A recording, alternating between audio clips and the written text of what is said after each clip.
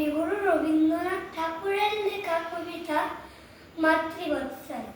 ঢেউয়ের মধ্যে মাগো যারা থাকে তারা আমায় ডাকে বলে আমরা কেবল করি গান, সকাল থেকে সকল দিনমান।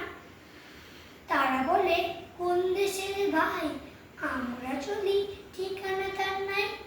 আমি বলি কেমন করে যাই, তারা বলে এসো ঘাটের শেষে, সেইখানেতে দাঁড়াবে চোখ, আমরা তোমায় নেব ঢেউয়ের দেশে।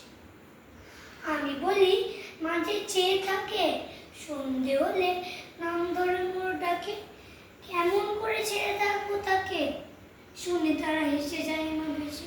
তার চেয়ে মা আমি হব ঢেউ, তুমি হবে অনেক দূরের দেশ, লুটিয়ে আমি পড়ব তোমার কোলে, কেউ